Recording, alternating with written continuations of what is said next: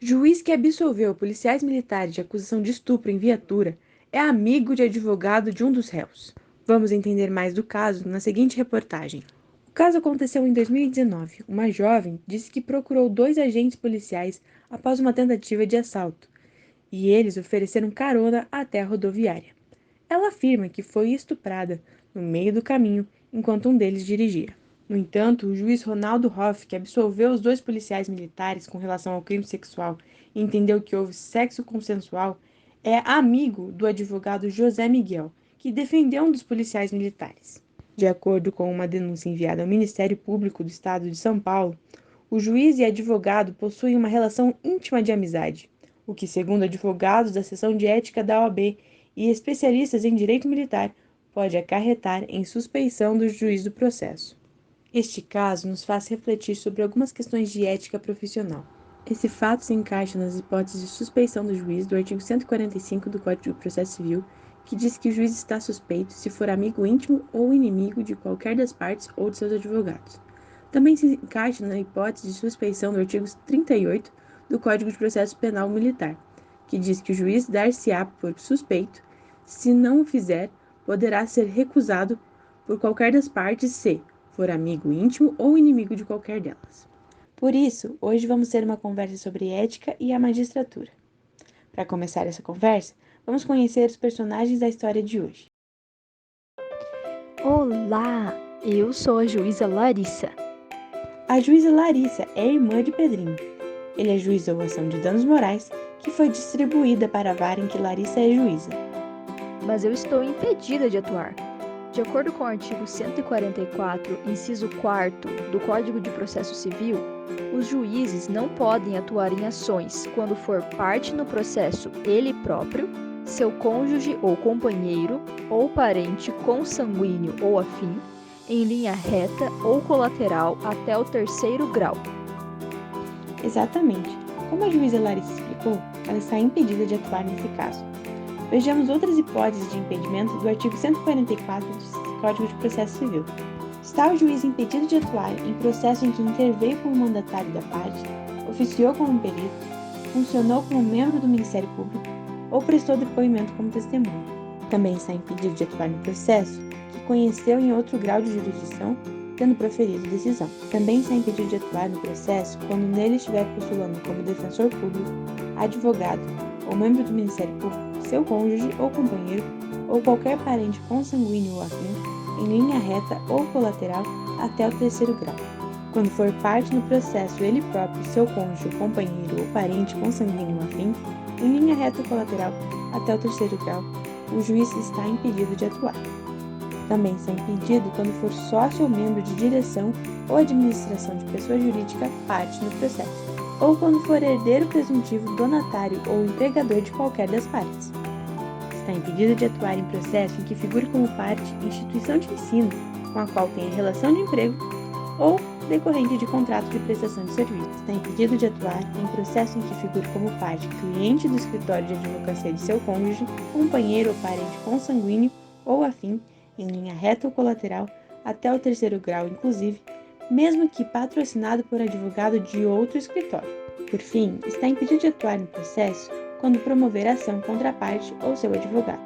Mas não é só isso. Vamos ver mais uma história. Dessa vez, a juíza Larissa está atuando no processo de Noel. Ele então resolveu dar um presente para a juíza, como uma forma de garantir que ela decida da melhor forma. Mas eu não posso receber esse presente. O artigo 145, inciso 2º do Código de Processo Civil, explica que há suspeição do juiz que receber presentes de pessoas que tiverem interesse na causa antes ou depois de iniciado o processo, que aconselhar alguma das partes acerca do objeto da causa ou que subministrar meios para atender às despesas do litígio. Como a juíza Larissa disse, haverá suspeição ao juiz que receber presente de interessados no processo. Vejamos outras hipóteses de suspeição do artigo 145 do Código de Processo Civil. É caso de suspeição do juiz quando este for amigo íntimo ou inimigo de qualquer das partes ou de seus advogados. Também é caso de suspeição quando o juiz receber presente de pessoas que tiverem interesse na causa antes ou depois de iniciado o processo, que aconselhar alguma das partes acerca do objeto da causa ou que subministrar meios para atender às despesas do litígio, quando qualquer das partes for sua credora ou devedora, de seu cônjuge ou companheiro, ou de parentes destes, em linha reta até o terceiro grau, quando o juiz for interessado no julgamento do processo em favor de qualquer das partes, também é causa de suspeição. Por fim, o parágrafo 1º do artigo 145 do Código de Processo Civil dispõe que poderá o juiz declarar-se suspeito por motivo de foro íntimo, sem necessidade de declarar suas razões. Mas o que acontece com o juiz nessas hipóteses? O artigo 146, parágrafo 5º do Código de Processo Civil, explica que, acolhida a alegação, tratando-se de impedimento ou de manifesta suspeição, o tribunal condenará o juiz nas custas e remeterá os autos ao seu substituto legal, podendo o juiz recorrer da decisão. Mas não é só isso. Existem penalidades disciplinares para os juízes que descumprirem seus deveres. O artigo 40 e seguintes da Lei Complementar nº 35 de 1979 explica que são penalidades disciplinares, inciso 1º, advertência, em caso de negligência no cumprimento dos deveres do cargo, aplicada só a juízes de primeira instância. Inciso 2º, censura, em caso de reiterada negligência no cumprimento dos deveres do cargo ou no procedimento incorreto, se a infração não justificar punição mais grave. O juiz não pode constar em lista de promoção por merecimento durante 1 ano, desde o trânsito em julgado da decisão administrativa. Inciso 3º, remoção compulsória em razão do interesse público. Pode ser cumulada com outras sanções, prevista também no artigo 93, inciso 8º da Constituição Federal. Outra penalidade disciplinar é o afastamento do juiz de suas funções, ficando impedido de exercer suas funções públicas ou advocacia. Não gera vacância do cargo, pois o juiz pode retornar após 2 anos, se pedir. Outra penalidade é o afastamento do juiz vitalício, facultado o exercício de outras funções na advocacia e cargos públicos, salvo exceções. Por último, cabe demissão aos juízes vitalícios, no caso de ação penal, por crime comum ou de responsabilidade, e procedimento administrativo para a perda do cargo nas hipóteses do exercício, ainda que indisponibilidade, de qualquer outra função, salvo um cargo de magistério superior, público ou particular, recebimento a qualquer título e sob qualquer pretexto de percentagens ou custas nos processos sujeitos a seu despacho e julgamento, ou exercício de atividade político-partidária.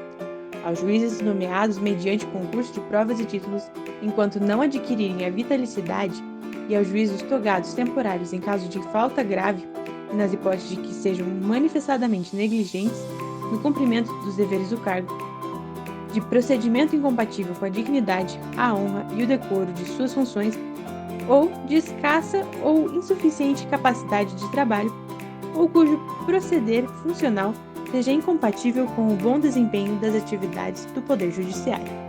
Os juízes também devem observar os princípios dispostos no Código de Ética da Magistratura Nacional. Independência, vedado participar de atividade político-partidária. Imparcialidade, conhecimento e capacitação.